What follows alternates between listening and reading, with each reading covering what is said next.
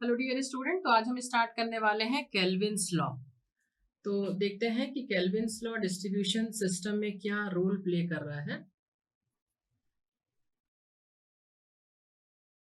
अब अगर मैं ट्रांसमिशन लाइन डिजाइनिंग की बात करूं तो जब हम किसी भी ट्रांसमिशन लाइन को डिजाइन करते हैं तो सबसे अहम बात क्या होती है, सबसे ज्यादा इंपॉर्टेंट क्या चीज है जब हम किसी भी चीज को डिजाइन करते हैं या फिर हम कोई भी चीज सपोज हम परचेस करने जा रहे हैं, कोई भी चीज हमें अपने घर में कोई परचेस करना है, कोई चीज इंस्टॉल करना है, तो सबसे पहले हमारा ध्यान किस चीज पर जाता है?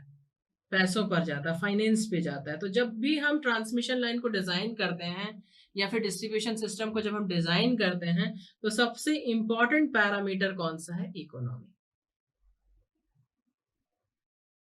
ठीक है ना, इकोनॉमी है। अब अगर इस इकोनॉमी की बात की जाए तो यहां पर हम केल्विन्स लॉ में जो हम पैरामीटर ले रहे हैं, अब डिजाइनिंग के टाइम पे तो हम कई सारे पैरामीटर ले सकते हैं, जैसे इंसुलेटर भी आता है, टावर्स भी आ रहे हैं, पोल्स भी आ रहे हैं, सारी चीजें आ रही है। पर हम केल्विन्स लॉ में हमारा जो एम है, हमारा जो कॉन्सेंट्रेशन है वो किस में है? साइज ऑफ कंडक्टर पर। मीन्स जो भी हम साइज ले रहे हैं वो कैसा होना चाहिए? ऑप्टिमम होना चाहिए, उसकी वैल्यू ऑप्टिमम होनी चाहिए। मीन्स कम से कम पैसे में हम एक most economical size of conductor select करें।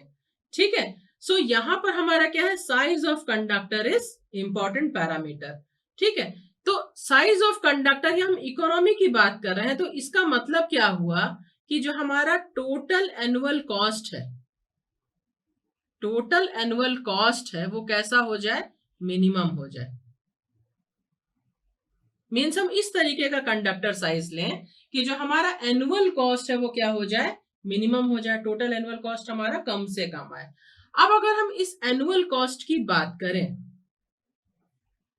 अब इस अगर एनुअल कॉस्ट की बात करें तो इसमें दो तरीके के कॉस्ट आते हैं। एक है आपका फिक्स्ड कॉस्ट, फिक्स्ड चार्जेस, ठीक है ना, और दूसरा है आपका रनिंग चार्जेस,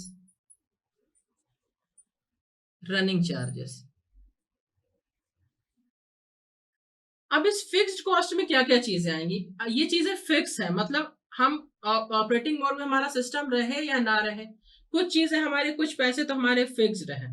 ठीक है ना, जैसे डेप्रिसिएशन। डेप्रिसिएशन क्या है? मीन जैसे जैसे हमारे किसी भी चीज को लाइफ उसकी बढ़ती चली जाएगी, उसका जो कॉस्ट है वो रिड्यूस होता चला जाएगा। कंडक्टर हमने लिया है, आज से 1 साल बाद, 2 साल बाद उसका जो प्रॉपर्टीज होंगी, जो उसकी कैरेक्टरिस्टिक होंगी, वो धीरे धीरे क्या है? डिटोरिएट होने लगेगा, खराब होने लगेगा। तो वो उसका जो वैल्यू है, उसका जो कॉस्ट है वो क्या हो जाएगा? रिड्यूस हो जाएगा। ठीक है ना, तो डेप्रिसिएशन का मतलब होता है किसी भी चीज की कीमत में कमी आ जाना। ठीक है ना, वक्त के साथ साथ कमी आ गई। जैसे आज हमने कोई भी हमने गाड़ी खरीदी या मोबाइल खरीदा, आज अगर हमने उसको जिस प्राइस में खरीदा, अगर हम उसको 2 साल बाद सेल आउट करने जाते हैं तो हमें उसकी वो कॉस्ट नहीं मिलती है, तो कॉस्ट क्या हमारी? रिड्यूस हो जाती है, डेप्रिशिएट हो जाती है। ठीक है ना, तो ये हो गया हमारा डेप्रिसिएशन। एक हमारा डेप्रिसिएशन चार्ज लगेगा, दूसरा हमारा क्या लगेगा? इंटरेस्ट लगेगा, interest on capital cost of conductor. ठीक है ना, कैपिटल कॉस्ट ऑफ कंडक्टर पे इंटरेस्ट लग रहा है। इसका मतलब क्या हुआ कि हम जो भी चीज इंस्टॉल कर रहे हैं, खरीद रहे हैं, तो हम अपने पैसे से तो नहीं खरीदेंगे। किसी भी इंडस्ट्री को हमको बिल्टअप करना है या ट्रांसमिशन लाइन्स हमें हमें डालनी है, डिस्ट्रीब्यूशन एरियाज हमें बनाने हैं, तो जनरली जो आपके जो इंजीनियर्स होते हैं, जो इंस्टॉलेशन के मैनेजर्स होते हैं, वो क्या करते हैं? बैंक से लोन लेते हैं। अगर हम किसी चीज के लिए बैंक से लोन लिए हैं तो हमें इंटरेस्ट पे करना पड़ता है। ठीक है ना, तो ये जो जो भी हमने कैपिटल कॉस्ट हमारा, उस पर हमारा इंटरेस्ट लग रहा होता है। तीसरा क्या, हमारे कुछ मेंटेनेंस चार्जेस भी हैं, मेंटेनेंस कॉस्ट भी है हमारा। तो ये सारी चीजें हमारी क्या? फिक्स्ड है। अब अगर हम रनिंग चार्जेस की बात करें तो ये ड्यूरिंग ऑपरेशनल, ऑपरेटिंग कंडीशंस में जो भी हमारे चार्जेस लग रहे हैं वो हमारे क्या हो जाते हैं? Running charges. ठीक है ना, तो इसमें हमारा क्या, कौन सा कॉस्ट आता है? Cost of electrical energy wasted, electrical energy wasted. In conductor. तो electrical energy wastage means losses. तो लॉसेस हम किसके फॉर्म में दिखाएंगे? आई स्क्वायर आर लॉसेस के फॉर्म में। तो ये हमारे कुछ फिक्स्ड और रनिंग चार्जेस हो गए, ठीक है। अब यहां पर जो आपका कैपिटल कॉस्ट है या कॉस्ट ऑफ एनर्जी वेस्टेज है, these are based on the size of conductor, ठीक है। कैसे? अगर हम साइज, अगर हमारा कंडक्टर का साइज जो है अगर हमारा बिग है, तो हमारे पैसे क्या हैं, जो एक्सपेंस होगा हमारा ज्यादा होगा, पर जो आर की वैल्यू होगी वो क्या हो जाएगी? रिड्यूस हो जाएगी। अगर आर की वैल्यू रिड्यूस हो जाएगी तो जो लॉसेज होंगे वो भी क्या हो जाएगा? रिड्यूस हो जाएगा। तो इस कंडीशन में जो रनिंग चार्जेस होंगे हमारे कम हो जाएंगे, less running charges, and vice versa, right. अब अगर मैं ये बात करूं कि जो हमारा जो कॉस्ट है, means cost of energy losses, जो कॉस्ट ऑफ एनर्जी लॉसेस है, that is inversely proportional to conductor cross sectional area. Cross sectional area क्यों भाई? साइज का मतलब क्या हो गया? क्रॉस सेक्शनल एरिया क्या है? हमारा बड़ा है, ठीक है ना। क्रॉस सेक्शनल एरिया हमारा बड़ा है, तो वही एरिया हम यहां पर ले रहे हैं, क्लियर है। अब इसी तरीके से अगर मैं फिक्स्ड चार्जेस की बात करूं, तो आपके जो फिक्स्ड चार्जेस हैं जिसमें आपका कॉस्ट ऑफ कंडक्टर आ रहा है, इंटरेस्ट आ रहा है, डेप्रिसिएशन आ रहा है, वो that is proportional to cross sectional area of conductor. Means जितना बड़ा कंडक्टर होगा उतना ही उसको खरीदने में हमें पैसे लगेंगे, राइट ना। पर हमारे रनिंग चार्जेस क्या है? जस्ट अपोजिट हो जाएगा। अगर कंडक्टर साइज अगर हमारा बड़ा है, मतलब अगर हमारा ए बड़ा है, तो हमारे जो चार्जेस हैं वो क्या हो जाएंगे? जो हमारे जो एनर्जी लॉसेस है हमारे, वो क्या हो जाएंगे? रिड्यूस हो जाएंगे। नाउ एज्यूम कि जो आपका एनुअल इंटरेस्ट है या जो डेप्रिसिएशन कॉस्ट है, एनुअल कॉस्ट या फिर जो आपके डेप्रिसिएशन कॉस्ट है कंडक्टर के, उसको हमने मान लिया C1, उसको हमने मान लिया C1। अब ये जो आपका C1 है, ठीक है ना, जो डेप्रिसिएशन के थ्रू लग रहा है, ये जो आपके चार्जेस है, that is proportional to area, that is proportional to area. तो हम इस C1 को क्या लिख दें? सपोज P1A लिख दिया हमने, P1A लिख दिया, ठीक है ना। अब इसी तरीके से annual cost of energy losses, suppose जो आपके एनुअल कॉस्ट है, annual cost of energy loss, इसको हमने क्या मान लिया?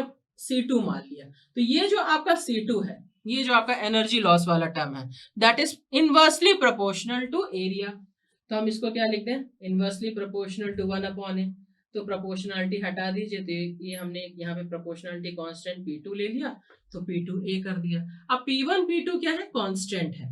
तो अगर मैं टोटल कॉस्ट की बात करूं, टोटल कॉस्ट की यदि बात की जाए, तो टोटल कॉस्ट आपका लिखाएगा C1 प्लस C2 के साथ में, means P1A plus P2/A, clear है।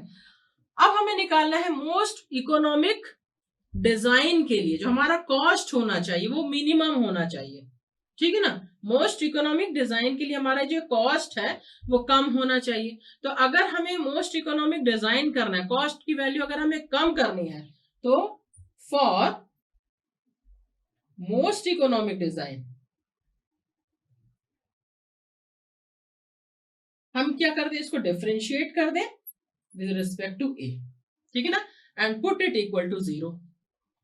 तो जब हम इसको डिफरेंशिएट करेंगे, ये वाले टर्म को जब हमने डिफरेंशिएट किया, तब हम लोग को यहां पर क्या मिल जाएगा? P1 ए के रिस्पेक्ट में कर रहे हैं, minus of P2/A² equal to 0, equal to 0। तो ये क्या हो जाएगा? इसको हम क्या लिख सकते हैं? P1A equals to P2/A। तो अब आप देखिए P1A किसकी वैल्यू है? P1A किसकी वैल्यू है? एनुअल कॉस्ट की वैल्यू है। P2/A किसकी वैल्यू है? कॉस्ट ऑफ एनर्जी लॉसेस की वैल्यू है। तो यहां से हमको क्या निकल के आया? C1 is equals to C2 निकल के आया ना। तो जब हम मोस्ट इकोनॉमिक डिजाइन करेंगे किसी भी कंडक्टर का, तो जो एनुअल कॉस्ट होगा या फिर जो इंटरेस्ट लग रहा है कंडक्टर में, जो इंटरेस्ट लग रहा है, जो डेप्रिसिएशन हो रहा है, जो कॉस्ट हम जो जिस कॉस्ट में हम खरीद रहे हैं, इन सभी की value annual cost of energy losses के बराबर होनी चाहिए, तब हमारा इकोनॉमिक डिजाइन हम कर पाएंगे। अब अगर मैं यहां से निकाल लूं, यहां से अगर मैं ए की वैल्यू निकालूं कि इस इकोनॉमिक डिजाइन पे, इस इकोनॉमिक वैल्यू पे कंडक्टर का साइज क्या होना चाहिए, तो हम ए की वैल्यू क्या निकालिए, ए स्क्वायर हो जाएगा यहाँ से और P2 बाई P1 हो जाएगा। इस इक्वेशन को देखिए आप, तो यहाँ पर क्या हो जाएगा, ए से ए मल्टीप्लाई हो जाएगा, P1 आप यहाँ पर लेकर आ जाइए, तो ए की वैल्यू हो जाएगी root of P2 by P1 हो जाएगा। तो ए की जो वैल्यू हो जाएगी P2 बाई P1 हो जाएगा। तो यही आपका केल्विन्स लॉ है कि for most economical size of the conductor is one in which annual cost of energy losses means this annual cost of energy losses is equal to annual interest and depreciation on the capital investment of the conductor material. This is the Kelvin's law, right?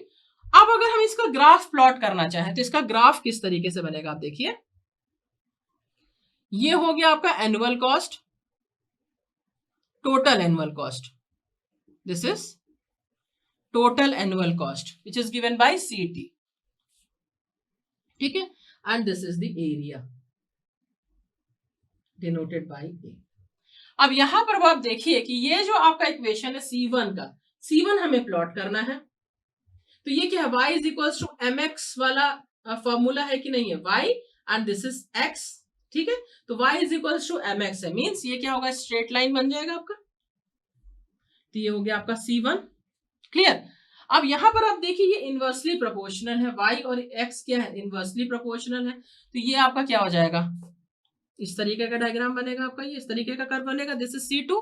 अब इन दोनों को जब आप intersection, जो आपका point है यहां से, ये जो आपका इंटरसेक्शन पॉइंट है, ये आपको क्या देगा, इन दोनों को जब आप ऐड कर दोगे, जब आपने इनको ऐड किया तो ये वैल्यू मिली, तो ये जो आपका इंटरसेक्शन पॉइंट है, यहां से अगर आप इसको बढ़ा दो तो इन दोनों का आपको क्या मिल जाएगा, एडिशन, और इस एडिशन में ये कुछ इस तरीके का ग्राफ निकल के आपका सामने आएगा, ये क्या हो जाएगा, CT, टोटल कॉस्ट की वैल्यू हो जाएगी आपकी CT। इस पॉइंट पर, ये कौन सा पॉइंट है आपका, मिनिमम कॉस्ट का पॉइंट है, तो ये आपका मिनिमम कॉस्ट हो गया, और ये जो आपका पॉइंट है, सपोज इसको आपने नाम दे दिया O, Y एंड X, ठीक है ना, तो ये आपका क्या हो जाएगा, most economical size of the conductor, OY is the most economical size of conductor, ठीक है ना, सो ये आपका हो गया OY, ठीक है। और ये जो आपका पॉइंट ऑफ इंटरसेक्शन है, ये जो आपका पॉइंट ऑफ इंटरसेक्शन है, वहां पर क्या हो जाएगा, C1 और C2 की वैल्यू क्या हो जाएगी, बराबर हो जाएगी, राइट। तो ये आपका मिनिमम कॉस्ट हो गया, और ये आपका क्या हो जाएगा, most economical size of conductor हो गया, right. So this is the Kelvin's law. अब ये जो आपका केल्विन्स लॉ है, इस केल्विन्स लॉ में अब आप देखिए कुछ एरर है।